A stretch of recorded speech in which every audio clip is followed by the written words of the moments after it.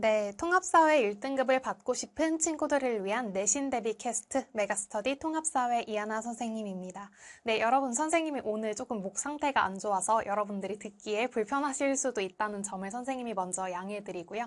선생님이 이제 여러분들이 드디어 이제 1학년 1학기 입학을 하시게 되시는데 여러분들이 고등학교에 처음 들어가게 되면 선생님도 이제 3월에 여러분들을 처음 보면 그냥 중학생 아가 친구들이 이렇게 앉아 있었어요, 학교에서. 여러분들이 이제 눈을 이렇게 떼굴떼굴 이렇게 굴리면서 내가 여기서 어떻게 생존할지 이렇게 걱정하는 모습도 선생님이 많이 이렇게 기억에 남는데요. 이제 여러분들이 앞으로 내신 대비를 고등학교 내신 대비는 좀 어렵다던데 어떻게 해야 될지, 그리고 결국에 우리가 내신 대비를 하고자 하는 이유가 뭐예요? 그래서 대학에 잘 가기 위해서 우리가 내신 대비를 하는 것이잖아요. 선생님이 그래서 내신 대비와 더불어서 여러분들이 대학교에 잘 가기 위해서 1학년 1학기에 좀 친구들이 많이 들뜨는데 좀 들뜨지 않고 우리가 챙겨야 될 것들이 어떤 것들이 있는지 선생님이 알려주는 꿀팁까지 알려드리는 시간 같이 한번 가져보도록 하겠습니다.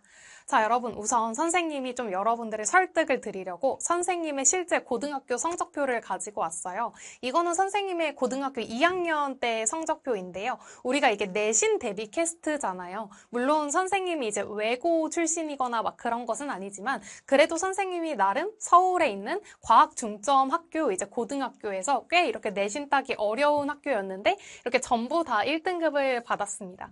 근데 안타까운 거는 선생님이 고등학교 1학년 때까지 공부를 그렇게 열심히 안 했어요. 그냥 선생님은 되는 대로 살자 약간 그런 주의였기 때문에 그냥 그렇게 살다가 선생님이 어느 계기로 하여금 나 좀 열심히 해야겠다라고 마음 먹는 계기가 있었습니다. 그 계기까지 풀면 좀 얘기가 너무 길어지기 때문에 그런 건 나중에 이제 선생님이 공부를 왜 열심히 하기로 마음 먹었나 이제 별도의 캐스트에서 말씀을 드리도록 하고요. 선생님이 그래서 이제 정말 1학년 1학기, 2학기 이때는 정말 공부를 하나도 안 하다가 이제 2학년 1학기에 딱 들어서서 내가 정말 열심히 해야겠다. 그냥 이제 전교 1등을 하겠다라는 생각보다는 한 뭐 이제 10등 안에 들었으면 좋겠다 이렇게 마음을 먹었는데 여러분 근데 이제 전 과목 1등급을 받으면 결국에 뭐가 되는 거예요? 그래서 전교 1등이 되는 거잖아요. 선생님이 그래서 공부를 열심히 해야겠다라고 마음을 먹고 그 학기에 바로 전교 1등이 됐어요. 근데 왜 그게 가능했냐라고 한다면 이제 우선 선생님이 외고랑 자사고 학생은 아니었던 점, 이제 일반고 학생이었던 점, 그리고 선생님이 좀 마음 먹으면 조금 열심히 하는 그런 부분이 있던 것과 그 다음에 수학을 1학년 1학기, 2학기 때 아예 놓지는 않았던 거, 이게 좀 종합적으로 작용을 해서 이렇게 성적 발전이 가능하지 않았나 싶어요. 그래서 여러분들이 지금 이걸 듣는 친구들이 호기심에 들어온 친구들도 분명히 있을 거예요. 정보를 얻어가려는 친구들도 있겠지만 호기심에 들어온 친구들도 있을 텐데 선생님이 말씀을 해주고 싶은 거는 선생님이 그래서 2학년 때, 3학년 때 다 이렇게 거진 다 이렇게 1등급을 받았습니다. 그래서 선생님이 이제 1학년 때 공부를 안 한 것 치고는 이제 대학교에 수시로 꽤 좋은 학교에 갔다라고 생각을 하는데 여러분들 그러니까 이제 선생님은 2학년 때 정신 차렸는데 이렇게 됐잖아요. 그러니까 여러분들은 여기서 1년만 더 정신 차리면 정말 전국에 있는 그런 모든 대학교, 여러분들이 가고 싶은 대학교, 보통은 선생님이 전국에 있는 대학교라고 했지만 왜 우리가 뭐 포스텍이나 카이스트도 있잖아요, 여러분. 대부분 인서울 학교에 가고 싶을 텐데 여러분들이 가고 싶은 대학교 어디든지 갈 수 있다는 거를 선생님이 좀 말씀을 드리고 싶습니다. 그럼 선생님이 상대적으로 이렇게 좀 내신을 좀 단기적으로 공부해서 성적 내는 거를 잘하는 편이었어요. 그리고 또 선생님이 이제 고등학교에서 학생들을 가르치면서 또 이제 가지고 있는 여러 가지 경험들도 있잖아요. 종합해서 선생님이 말씀드리도록 하겠습니다. 우선 우리가 이제 내신 대비에 앞서서 여러분들이 내신 대비를 하는 이유는 뭐야? 결국에는 대학교를 잘 가기 위해서죠. 선생님이 그래서 내신 대비뿐만 아니라 좀 포괄적으로 설명을 드리려고 해요. 우리가 대입 전형에는 여러분들이 아시는 것처럼 수시와 정시 전형이 두 가지가 있다는 것을 여러분들이 아실 겁니다. 자, 그렇다면 수시 전형에는 어떤 종류들이 있는가? 이제 고등학생이기 때문에 여러분들이 알아야겠죠. 우리가 수시 전형에는 크게 세 가지 전형이 있다라고 보시면 됩니다. 첫 번째는 가장 유명한 무슨 전형이야? 학생부, 그리고 종합 전형, 그 다음에 이제 교과 전형, 그 다음에 논술 전형. 여러분들이 이렇게 세 가지가 있다라고 보시면 될 것 같아요. 그 중에서 이제 많은 학생들이 나는 이 전형으로 대학교에 갈 거야 라고 마음을 먹는 게 학종 전형으로 내가 대학교에 갈 거야. 이렇게 마음을 먹는 친구들이 있습니다. 선생님도 이제 대학교 수시로 진학을 할 때 선생님은 수시 합격자였거든요. 그러니까 예를 들어서 선생님은 선생님 대학교가 일지망은 아니었어요. 이제 위에 한 대학교가 더 있었는데 선생님 대학교가 이제 선생님 성적대에서 이제 선생님이 생활기록부를 다 사회교육과로 이렇게 만들어 놨었어요. 근데 전국에 여러분 사회교육과가 이렇게 세 군데밖에 없는 거예요. 선생님이 그래서 좀 뭔가 경영이나 이런 데를 썼으면 학교를 좀 다양하게 쓸 수 있었을까? 막 이런 생각도 이렇게 했었는데 어쨌든 선생님이 졸업한 대학교에 학종, 교과 전형을 이렇게 같이 합격을 하고 논술은 이제 교과 전형이 이제 10월 말에 발표가 났어요. 그러니까 선생님은 어떻게 보면 이제 수능을 보기 전에 대학교에 미리 붙고 수능을 본 거죠. 그래서 그 이후에 이제 논술 시험이 있었기 때문에 굳이 붙은 학교 논술을 보러 갈 필요는 없잖아요. 그래서 논술은 안 받고 선생님은 이 두 가지로 이렇게 좀 대학교에 진학한 케이스다라고 여러분들이 봐주시면 좋을 것 같아요. 자, 그래서 여러분들이 많이 이제 좀 진학을 하고 싶어하는 전형인 학종 전형에 대한 이해가 좀 필요하지 않나라고 선생님이 생각을 합니다. 학종 전형이라고 하는 것은 말 그대로 교과가 바로 내신이라고 생각을 하시면 돼요. 이제 여러분들이 학교에서 내신 성적을 얼마나 잘 받았는가, 그리고 교과 기반, 교과 외 활동. 그래서 여러분들이 내신만 잘 따는 것이 중요한 게 아니라 이제 뒤에서도 말씀을 드릴 테지만 여러분들이 진로를 일관성 있게 가지고 가는 것이 굉장히 중요하다라고 생각을 해요. 선생님이 이제 근무하던 학교 중에 이제 자사고가 한 곳이 있습니다. 근데 그 여고 같은 경우에는 이제 의대를 진학하고자 하는 친구들이 굉장히 많이 이제 진학을 하는 학교였어요. 그래서 오죽하면 선생님 친구들 중에서도 그 학교를 졸업한 친구들이 있단 말이에요. 똑같이 그때도 12반, 지금도 12반인데 그때는 선생님 친구가 말해주기를 우리 학교는 문과 8반, 이과 4반이야. 이렇게 이제 이야기를 했었는데 지금은 완전히 역으로 돼서 문과 4반, 이과 8반입니다. 그만큼 내신 따기도 굉장히 힘든 곳인데요. 거기서 이제 의대를 갔던 친구의 한 생기부를 봤던 기억이 납니다. 그래서 이제 어떻게 구성이 되어 있었냐면, 그러니까 말 그대로 이렇게 진로가 점점 깊어지고 좁아진다라고 생각을 하시면 돼요. 1학년 때 그 친구가 진로 희망을 쓸 때는 의사라고 썼어요. 근데 2학년 때 이제 지망을 할 때는 내과 의사, 3학년 때 지망을 할 때는 뭐 순환기 내과 의사, 뭐 이런 식으로 이제 그 친구가 적은 거예요. 선생님이 이제 그 친구의 프라이버시를 위해서 이제 일부 과명은 조금 바꿔서 이야기를 했지만 이렇게 선생님이 말을 한 것처럼 선생님 같은 경우에도 이제 수시 전형으로 진학을 할 때 이렇게 이제 좀 썼었던 기억이 납니다. 첫 번째는 이제 선생님이 사실 1학년 때 꿈이 없었다 그랬잖아요. 그때 이제 선생님이 가장 좀 편하게 생각했던 게 교사였던 것 같아. 근데 이제 2학년 때 다시 공부를 시작을 하면서 이제 공부를 시작하는 게 선생님이 어떤 꿈을 이루기 위해서였다기보다는 내가 그냥 좀 내 인생을 알차게 구성을 해보고 싶다. 뭔가 좀 열심히 해보고 싶다라고 하는 그런 어떤 열정의 발현이었기 때문에 이제 사실 꿈이 명확하게 있는 건 아니었어요. 근데 선생님이 새롭게 공부하면서 되게 재밌었던 과목이 사회였거든요. 그래서 2학년 때 사회과 교사, 3학년 때 사회과 교사 이렇게 써서 선생님이 이제 학종에 대한 어떤 스토리 라인을 잡아가지 않았나 이렇게 생각을 합니다. 그래서 여러분들이 이 교과 외 활동을 하시는데 이거는 당연히 뭐를 중심으로 잡아가야 할까? 그래서 진로를 중심으로 잡아가야 해요. 그래서 여러분들이 이제 중학교 3학년에서 이제 고등학교 1학년이 되는데 선생님이 지금 이렇게 고등학교 1학년 친구들 가르치기도 하고 근데 여러분들 보시면 사실 공부 자체는 열심히 해와요. 아이들이 숙제도 이제는 성실히 해오고는 하는데 이 친구들한테 꿈이 뭐냐고 물어봤을 때 아직 사실 아이들이 많이 잡혀있는 것이 좀 드물다. 이제 좀 잘 내 진로를 미리 정해놓은 친구들이 좀 드물다라는 그런 느낌을 받았습니다. 사실 여러분들이 만으로 생일 안 지난 친구들이 많잖아요. 그래서 만으로 보통 15살인데 이 15살은 사실 꿈을 정하기는 너무 어린 나이다라고 선생님은 생각을 하긴 합니다. 선생님도 대학교 이제 진학을 해서 정말 졸업할 때까지도 꿈이 계속 바뀌었었거든요. 그래도 여러분들이 내가 하고 싶은 건 뭐지? 내가 앞으로 어떤 직업을 갖고 어떤 삶을 살면 행복할 것 같은가? 이런 것들을 좀 중점적으로 생각을 해보시면서 그런 것들을 여러분들이 교과 외 활동에 조금 녹여내셨으면 좋겠어요. 자, 그 다음에 이제 3학년 가서 여러분들이 그 학교에서 보는 어떤 면접, 그리고 수능 최저 학력 기준을 맞추면 여러분들이 학생부 종합 전형으로 이렇게 진학을 하시게 되시는데요. 근데 당연히 상위권 대학교일수록 우리가 그 교과, 이제 학업 역량이 정말 중요하기 때문에 여러분들이 내신을 잘 따는 것이 좋지 않을까라고 선생님이 좀 어떻게 보면 당연한 말씀 드리고요. 그리고 여러분, 내신 대비, 그러니까 여러분들이 당장 뭔가 시험만 잘 보면 될 것 같지만 근데 또 수업을 듣는 태도 역시 굉장히 중요합니다. 여러분들이 전교 1등을 했어. 예를 들어서 어떤 과목에서 전교 1등을 했는데 여러분들이 그 수업 시간에 내내 그냥 자고 그냥 학원 수업으로 이렇게 다 메우고 때우고 이렇게 하면 학교 선생님이 생활기록부를 잘 써주실까? 그게 아니란 말이야. 그래서 여기 보시면 이제 학교 생활기록부는 선생님도 사람이잖아요, 여러분. 선생님이 눈이 30개 달리면 모든 학생들을 다 이렇게 볼 수 있고 좋겠지만 선생님들도 다 눈이 2개시란 말이야.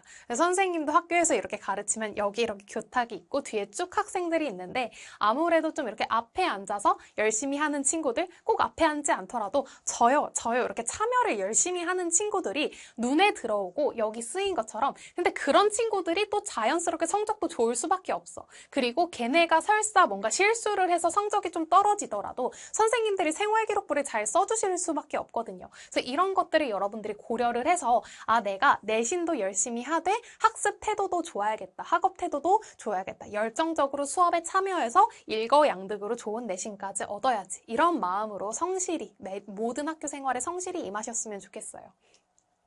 자, 그러면 좀 본론으로 가서 내신 대비 방법은 우선 학교별 경향성이 선생님은 굉장히 중요하다라고 생각을 합니다. 이제 특히 통합사회 같은 경우에는 학교마다 어떠한 내용을 다루는지 이게 사실 많이 달라요. 이제 28년도 이제 수능에서 통합사회 수능이 좀 이렇게 치러진다라고 하면 그 방향성이 뭔가 수능으로 이렇게 귀결이 될지 모르겠는데 아직까지는 학교마다 통합사회 내신을 내는 방법이 다 너무 다르단 말이야. 그래서 학교 선생님이 일단 수업 시간 중에 말씀하시는 거는 무조건 법처럼 받아들이시고 무조건적으로 다 암기하고 익혀두시기 바랍니다. 그리고 작년도 기출문제는 꼭 풀어보시는데 특히 사립학교일수록 꼭 풀어보셨으면 좋겠어요. 그리고 공립학교는 여러분 선생님들이 로테이션 근무를 하시잖아요. 그래서 몇 년마다 선생님이 바뀌신다라고 하지만 그래도 전년도에 근무하셨던 선생님들이 다 이렇게 떠나시는 경우는 없어. 그리고 통합사회는 1학년 전체가 다 해당되는 과목이기 때문에 이게 조금 파이가 커서 선생님이 3명에서 4분 정도 이렇게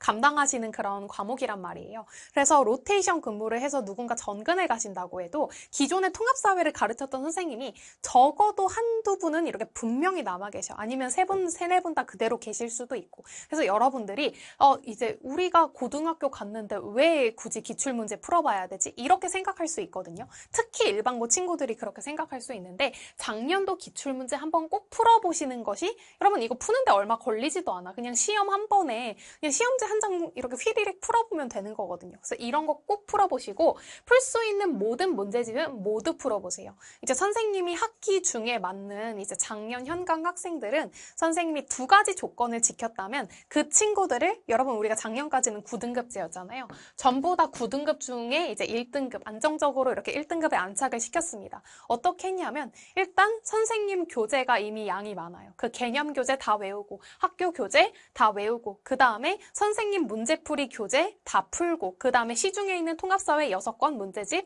다 풀고 그 다음에 선생님이 마지막으로 주는 직전 대비 문제풀이 이 정도 자료 이런 거 다 풀고 숙제를 잘해오는 조건 그 다음에 수업에 빠지지 않는 조건 이 2가지를 다 지킨 친구들은 다 안정적으로 1등급을 받았습니다. 그래서 근데 모든 친구들이 다 통합사회 현강을 들을 수 있는 건 아니잖아요. 그리고 굳이 들을 필요가 없는 학교도 분명히 있어. 대신 1등급을 여러분들이 안정적으로 받고 싶다면 풀 수 있는 모든 문제집은 다 풀어보셨으면 좋겠습니다. 이제 통합사회 문제집이 통합사회 1, 2로 분리가 되면서 점차 많이 나올 거예요. 그래서 여러분들이 근데 이하나 선생님이 통합사회 문제집을 6권이나 풀라고 하셨는데 그거를 어떻게 다 풀어? 라고 생각을 할 수가 있지만 여러분 우리가 통합사회 단원이 10단원인데 사실 1단원은 거의 그냥 단원이 이제 아니라고 생각하시면 돼요. 이거는 약간 대단원이 아니라 한 중단원 정도 내용이라고 생각을 하시면 돼요. 실질적으로는 우리가 9단원 정도라고 보시면 되는데 우리가 우리가 시험을 볼 때 보통 통합사회가 일반고에서는 막 9단원을 안 한다던가 뭐 한 단원을 뺀다던가 이런 식으로 8단원만 이렇게 하는 학교들도 있더라고요. 그래서 뭐 1, 2, 3, 4, 5, 6, 7, 8 이렇게 1학기 중간 기말, 2학기 중간 기말 이렇게 구성이 되는 거야. 그리고 좀 뭐 이제 사실 특목고 이런 데는 시험 범위가 조금 많기는 해요. 근데 아무리 많아도 2단원에서 4단원을 벗어나진 않거든.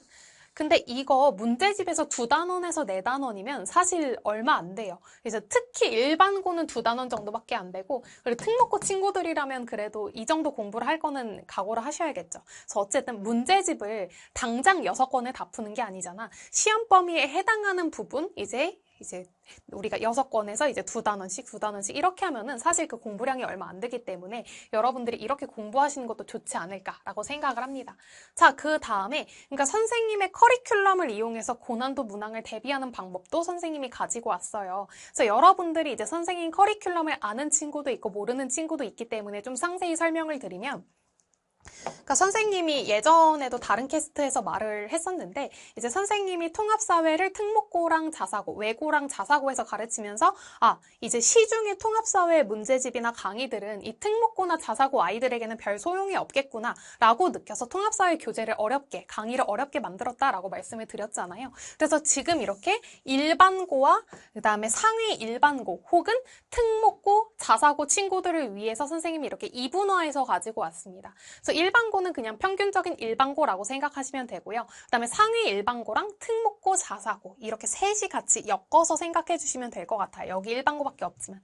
우리 그냥 일반고는 선생님 문제풀이 분류가 이번에 2개로 분리가 됐어요. 기본편과 심화편으로 분리가 됐는데 여러분들이 개념 완성 옐로우로 좀 어렵게 공부하시고, 그 다음에 이 하나로 문제풀이 분류, 기본편, 그 다음에 심화편에서는 이제 일반고 그냥 평균적인 좀 쉬운 난이도로 시험이 나오는 학교에서는 그래도 우리가 아무리 시험이 쉽다고 하지만 그 중에서 여러분 10% 안에 들어야 되잖아요. 그리고 선생님이 한 가지 더 말씀드리고 싶은 게, 이번에 9등급제에서 5등급제로 바뀌면서 애들이 나 1등급 받으려면 이제 10% 안에만 들면 되네? 이렇게 생각하는 친구들이 있는데, 그러니까 이제는 1등급에서 9등급까지 이렇게 촘촘하게 분리되는 게 아니라 1, 2, 3, 4, 5 이렇게 굉장히 뭉텅이로 분류가 된단 말이에요. 그래서 대학에서 여러분들을 뽑을 때 얘가 1등급이네?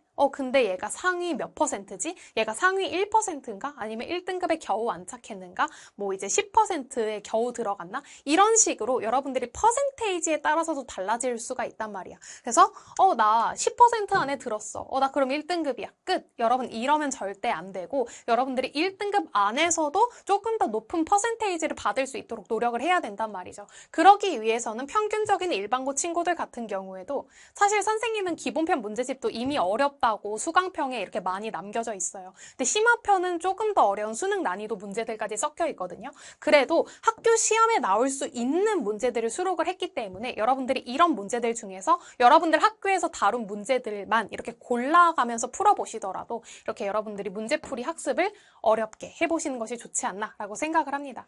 그리고 상위 일반고, 특목고, 자사고 이런 학교들 같은 경우에는 뭐 옐로, 블루, 기본편, 심화편 둘 다 필수적으로 풀어보셔야 되고요. 그 다음에 선생님이 3월 중순중에 개강하는 강의가 이제 이 하나로 심화특강 블랙이라고 올해부터 새로운 커리큘럼을 열죠. 그래서 이 하나로 심화특강 블랙은 사실 여러분 선생님도 이제 외고에서 이제 통합사회 시험 문제 낼 때 당장 참고했던 문제들이 수능 문제들이에요. 왜냐면 그렇게 하지 않으면 아이들이 변별이 안 되거든요. 근데 우리가 이제 9등급제에서 5등급제로 바뀌었다고 해서 학교에서 시험 문제를 쉽게 낼까요? 전혀 그렇지 않거든요. 왜냐면 앞으로 통합사회로 수능을 볼 거기 때문에 학교 차원에서 특히 이렇게 더 빡세게 내신을 출제하는 학교들에서는 더 아이들을 담금질하고 훈련을 시킬 거란 말이야.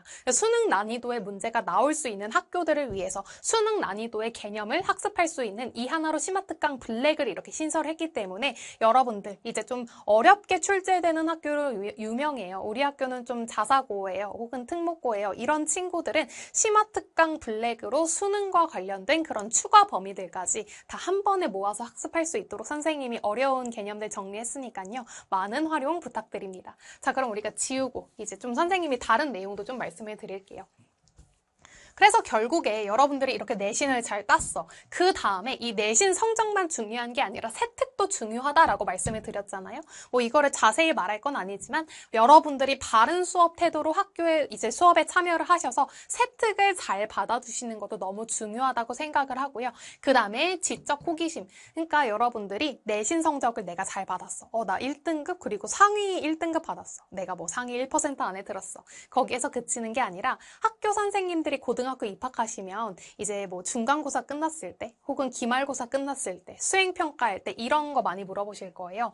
얘들아 선생님이 너네 세특에 활동 기록해 주려고 이제 너네 발표할 수 있는 기회 줄 텐데 혹시 세특에 기재할 활동 발표할 사람 이러면 무조건 하셔야 되는 거죠. 그래서 여러분들이 그 발표 기회를 놓치지 마시고 이제 지적 호기심을 가지고 좀 깊이 있는 그리고 참신한 주제로 여러분들이 그 활동 내용을 진로와 관련해서 기재를 하면 여러분들의 대입에 있어서 굉장히 유리하게 작용할 거라고 생각을 합니다. 자, 그 다음에 발표 방법을 고민한다. 여러분들이 이런 거를 발표를 할 때 좀 이제 좀 심심하게 좀 삼삼하게 발표를 하는 게 아니라 친구들에게 좀 뭔가 이렇게 활동적으로 발표를 한다던가 아니면 선생님에게 역으로 질문을 한다던가 이런 식으로 하게 되면 선생님들도 발표를 이렇게 자율적으로 기회를 부여해도 애들이 다 욕심이 있기 때문에 20, 30명씩 발표를 한단 말이야. 그럼 선생님도 모든 발표 내용이 사실 다 뚜렷하게 기억나진 않아요. 근데 이렇게 발표 방법이 조금 독특한 친구들은 선생님도 나중에 세특을 기재할 때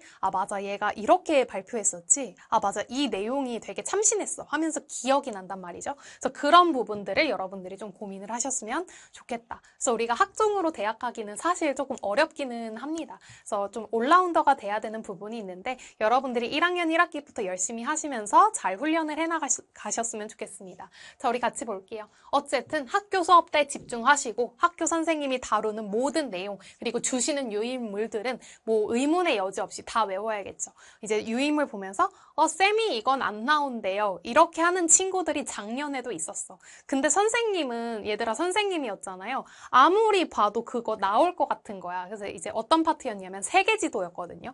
아니야, 이 세계지도 분명히 뭐랑 엮어서 낼 거야 라고 직전 대비해주다가 친구한테 말했는데 다음날 시험에 진짜 그 세계지도가 나온 거예요. 그래서 여러분들이 학교에서 주시는 모든 것들은 그냥 되도록 다 암기를 하셨으면 좋겠고 인간 교재는 그러한 것의 학습을 돕는 도구로 활용을 하셨으면 좋겠습니다.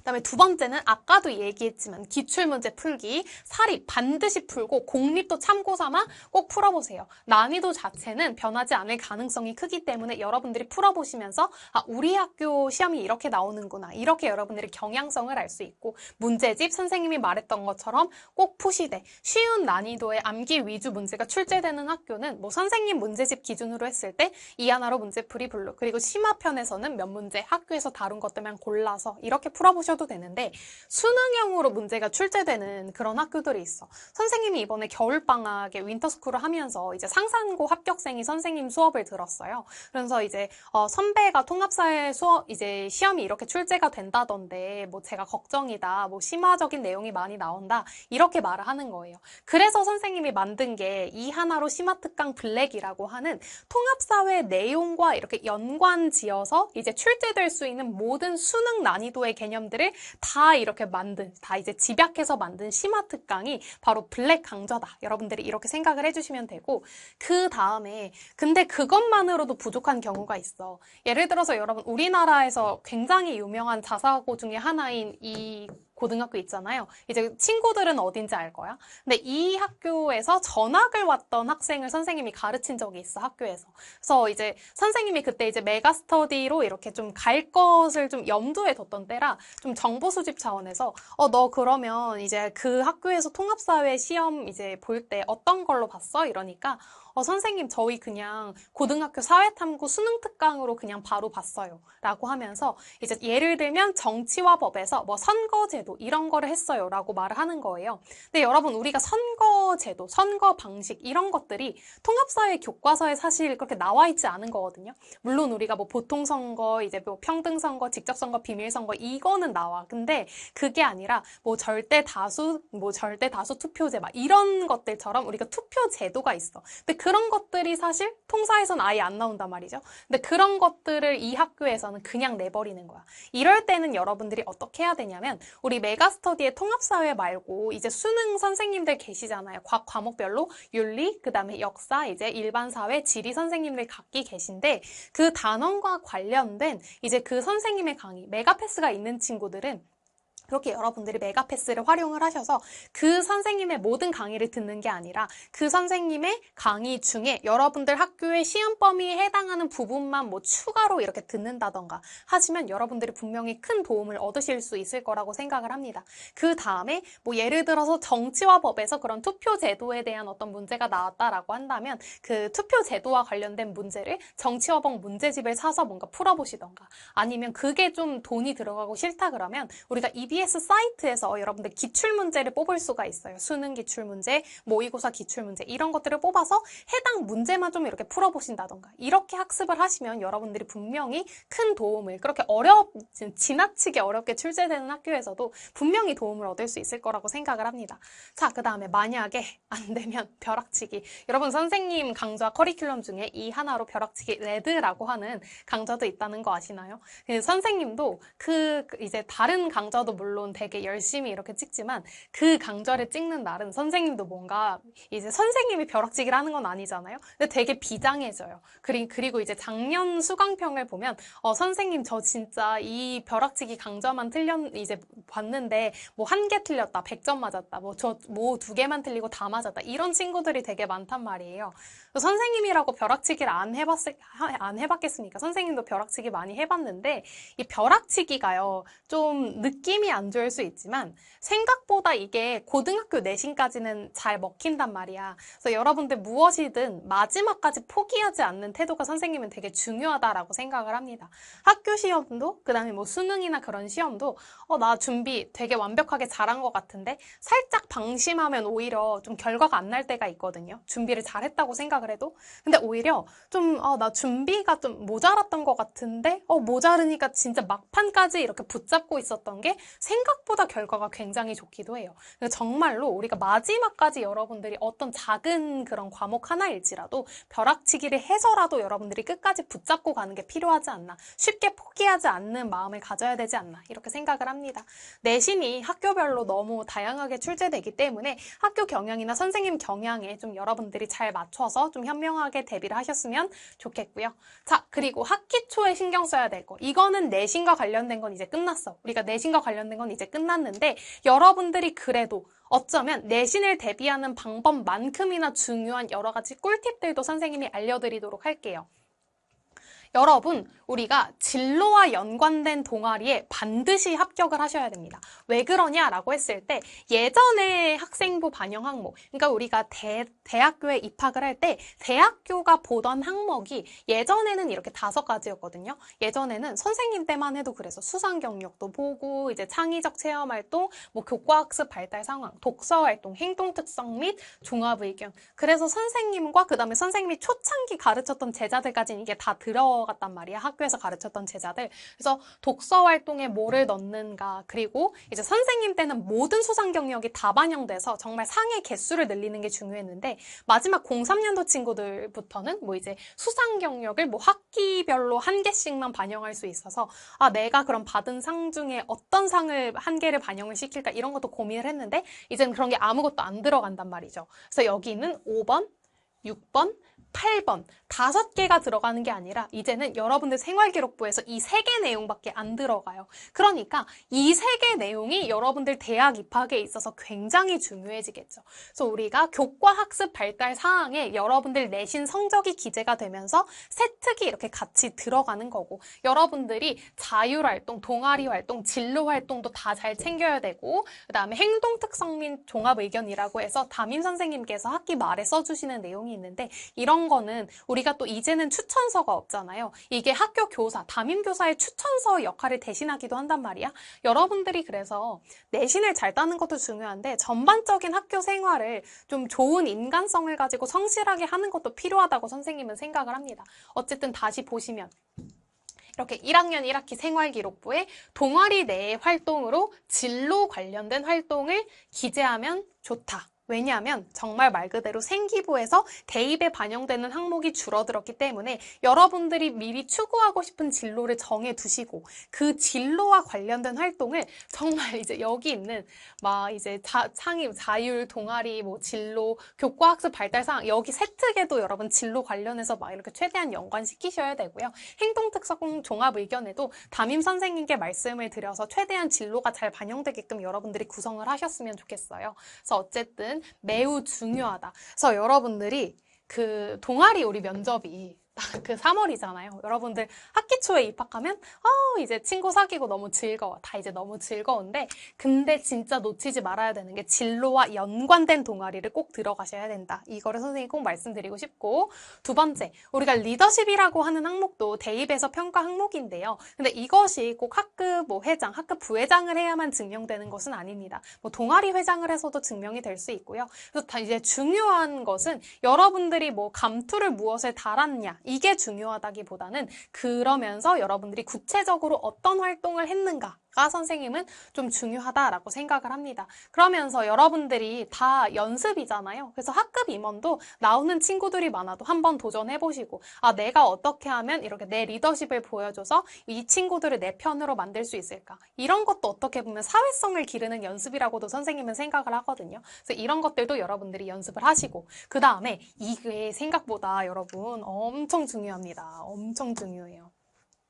우리가 왜 인생은 독고다이야 약간 이렇게 사는 친구들이 있잖아요. 선생님도 약간 좀 개인주의 성향이 되게 강한 편이고 선생님이 막 그렇게 사람한테 잘 다가가는 성격이 못 돼요. 선생님도. 근데 그럼에도 불구하고 선생님도 파워 아이지만 여러분들한테 이거를 되게 강조드리는 것은 여러분들이 얻어낼 수 있는 것들이 굉장히 많기 때문에 친구들을 잘 사귀는 것도 중요해요. 왜 그러냐면 뭐 친구들을 통해서 정보를 얻는다 이런 것도 좋지만 사실 이제 어떻게 보면 우리가 학교 생활이라고 하는 게 뭐 사이버 인강 듣기 막 이런 게 아니잖아요. 정말 선생님은 자퇴하는 친구들이 되게 많았어. 이제 자사고에서 혹은 특목고에서 내신을 망해서 저는 자퇴하고 정시로 갈래요. 이런 친구들이 되게 많았는데 말리는 것은 정말 진짜 친밀한 어떤 인간관계를 쌓을 수 있는 선생님이 마지막 시기라고 생각을 한단 말이야.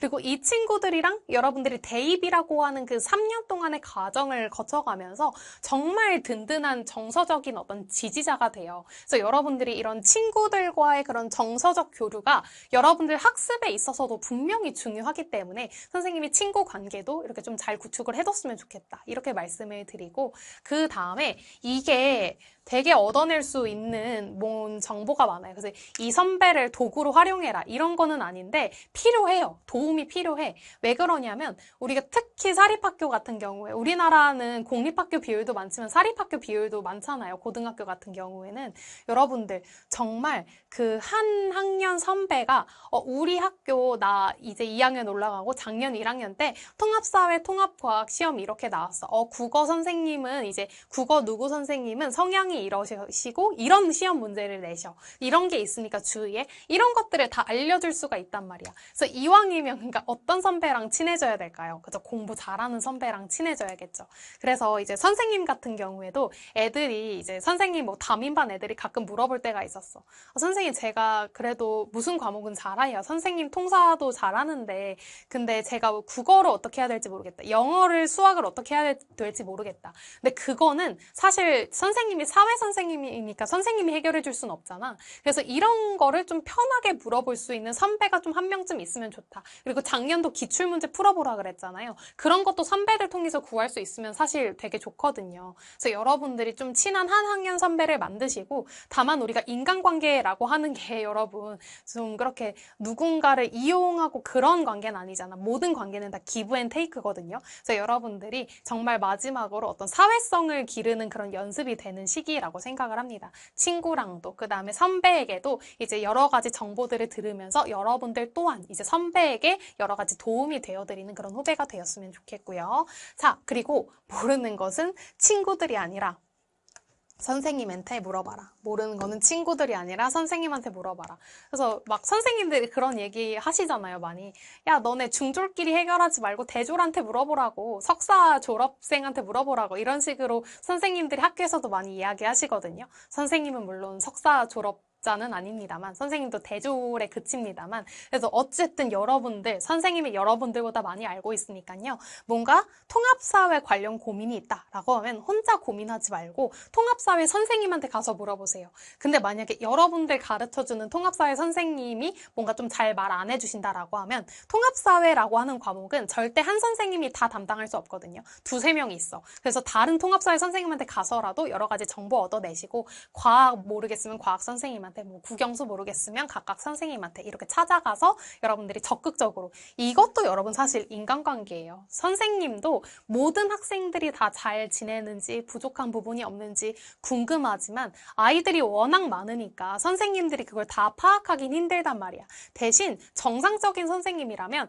선생님 저 이런 부분 잘 모르겠고 어려운데 도와주세요 라고 하면 안 도와주실 선생님은 없어. 그러니까 여러분들이 이런 것도 꼭 선생님한테 좀 물어보셨으면 좋겠습니다. 자, 그래서 어쨌든 선생님이 이렇게 말씀을 드렸는데요. 그래서 우리가 선생님 또 하나만, 우리가 세특 관련해서 하나만 좀 말씀을 드리면, 우리가 창체에서는 자율활동, 그러니까 우리가 회장, 부회장 하면 이제 들어가는 내용인데, 여기 이제 선생님이 써둔 것처럼 직함이 중요하다기보다는 여러분들의 구체적인 활동 내용이 중요하고, 그래서 공동체 안에서 여러분들의 역할을 성실히 수행하고 적극적으로 참여했는지를 파악할 수 있는 부분입니다. 선생님 같은 경우에는 교사가 되고 나서 선생님의 고등학교 생활기록부를 다시 한번 뽑아봤어요. 내가 써주는 세특과 나의 생활기록부를 비교해봤을 때 좀 어떤 차이점이 있을까? 이제 내가 좀 보고 배워야 될 점은 뭔가? 이렇게 찾아봤는데 선생님이 했던 활동 중에 선생님이 회장이었어요. 선생님이 내성적이었는데 나 이제 열심히 살 거야 라고 마음을 먹고 2학년 때도 회장을 하고 3학년 때도 회장을 했습니다. 그러니까 다방면에서 되게 열심히 살았죠.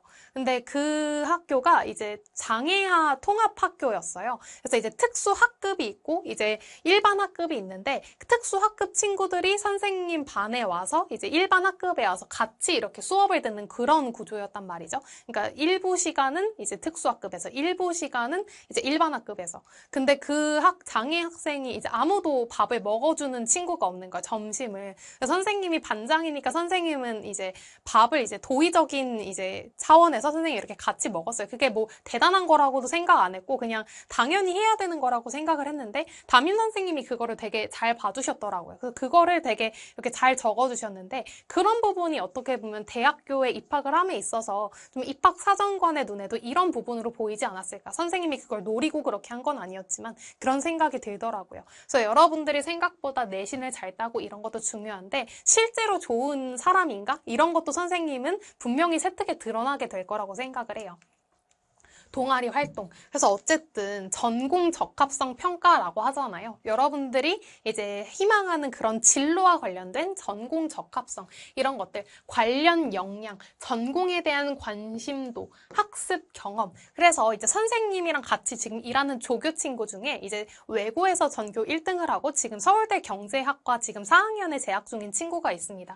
이 친구가 동아리에서 했던 활동 같이 볼까요? 이 친구가 일본어과 친구였어. 이제 탐구 활동한 거 동아리 안에서 일본의 버블 경제, 2학년 때 대한민국과 일본의 수도권 집중 현상. 이때는 경제 관련은 아니고 우리가 사회과학 관련 동아리였고요. 다시 경제 동아리, 뭐 가격 탄력성 개념 고찰, 부동산 문제.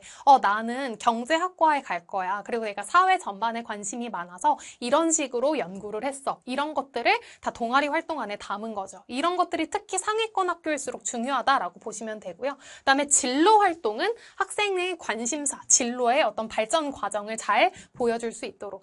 선생님이랑 같이 일하는 친구들이 모두 다 이렇게 학종으로 온 친구들은 아니고 이제 6명 중에서 3명이 학종 전형으로 온 친구인데요. 이 친구는 이제 같이 선생님이 가르쳤던 정치와 법을 가르쳤던 자사고 친구인데 이 친구도 학종으로 갔습니다. 보시면 국제공무원, 정치외교, 국제기구, 난민구호 전문가, 국제교류학, 국제정치, 국제공무원. 지금 이 정치외교학과라고 하는 이 학과와 관련해서 진로가 1, 2, 3학년 때 굉장히 뚜렷하죠. 그 다음에 방금 선생님이 보여드렸던 경제학과 학생 같은 경우에는 그러니까 이제 서울대 경제학과에 진학을 해서 서울대 로스쿨에 가겠다. 이런 희망을 품은 친구였어. 판사, 변호사, 법률, 판사, 변호사, 법, 경제 이런 식으로 해서 지금 내가 변호사가 될 건데 그러기 위해서 나는 경제 지식을 이렇게 갖춰서 나중에 뭐 경제 전문 뭐 변호사가 될 거다. 뭐 혹은 뭐 판사가 될 거다. 이런 식으로 구성을 했더라고요. 그래서 여러분들이 진로와 좀 이렇게 일관된 게 중요하다라고 생각을 하시면 되고요. 그래서 왜 근데 이 친구에 대해서 아이들이 많이 물어보면 선생님 근데 경제학과 갈 건데 판사 변호사라고 써도 돼요? 라고 하는데 지금은 로스쿨이 생긴 이후부터 법학과가 이제 로스쿨이 생긴 학교들은 법학과가 없어졌기 때문에 이런 식으로 나는 경제학과에 진학을 해서 경제 관련 공부를 이런 것들을 하고 그것을 이용해서 뭐 판사, 변호사, 법조인이 될 거다. 이렇게 여러분들이 쓰시면 되거든요. 그래서 이 친구 보시면 진로학술 동아리 단 1학년부터 3학년까지 경제연구반, 사회과학연구반, 경제연구반 계속해서 연관된 동아리를 했죠. 여러분들도 이렇게 좀 해야 될 필요성이 있다라고 선생님이 말씀을 드리고요. 법, 경제 관련 활동을 계속해서 정말 매 학기 끊임없이 다 넣었다라고 생각을 하시면 돼요. 그 다음에 이 친구는 선생님이 가르친 학생은 아니고 다른 지역의 외고 졸업생인데요. 이 친구 같은 경우에는 여러분 이 친구랑 이 친구는 공부를 둘 다 잘했어요. 둘 다 자사고에서 1점대, 외고에서 이 친구는 전교 1등을 했던 친구인데 이 친구는 내신이 좋진 않았어. 선생님이 평균적으로 내봤을 때 한 5등급, 4등급 이 정도 되더라고요. 그래서 선생님이 이 친구의 생활기록부를 예전에 생활기록부 특강 준비하면서 봤을 때 이 내신으로는 아무리 외고라도 고대가 힘들었을 텐데 라고 했는데 이 친구 생활기록부가 몇 페이지였냐면 31페이지였습니다. 앞에 친구들 22페이지. 얘네도 되게 엄청 많은 건데 이 친구는 지리 관련으로 31페이지를 채운 거야. 그리고 지금 진로도 어때요? 역사 지리학자, 지리학연구원, 지리학연구원, 지리교사 이런 식으로 정확하게 나는 고려대 지리교육과에 합격을 하겠다라고 이렇게 좀 보여주는 진로를 이렇게 기재를 했다라고 보시면 되겠죠. 선생님이 말씀드리고 싶은 것은 여러분들도 꼭 이렇게 열심히 해서 전교 1등을 해서 뭐 이제 스카이에 가라 이런 게 아니에요. 다만 이제 여러분들이 이제 고등학교에 입학을 하셨고 이제는 정말 그 아이에서 성인으로 가는 그 길목에 섰다라고 선생님이 생각을 하는데 내신 대비는 결국에 여러분들이 어떤 삶을 살고 싶은가 그 꿈을 이뤄주는 수단이다라고 생각을 하시면 됩니다. 그래서 지금 이 시점에 여러분들이 나는 어떤 삶을 살고 싶은가?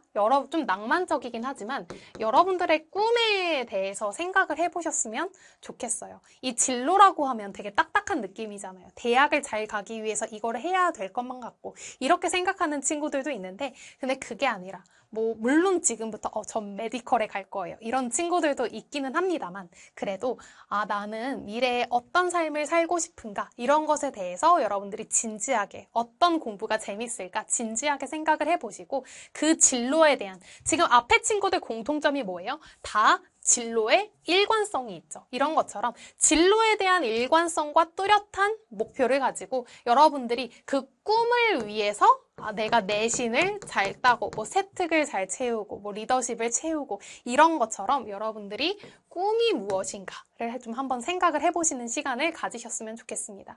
그래서 교과와 비교과를 적극적으로 활용해서 여러분들의 관심 분야를 탐구하는 학생이 이 고등학교 3년 동안 되시고 학종으로 무난히 좋은 대학교 합격하셔서 멋진 대학생이 되셨으면 좋겠습니다. 네, 여러분 선생님이 지금 내신 대비 캐스트 치고는 조금 길게 이렇게 촬영을 했는데요. 왜 그런가라고 하면 사실 우리가 내신이라고 하는 것도 결국에는 뭐를 위한 수단이야? 대학을 위한 수단이고 이 대학이라고 하는 것도 결국에는 여러분들이 어떤 삶을 살고 싶은가 여러분들의 꿈을 이루는 그런 수단이라고 선생님은 생각을 하거든요.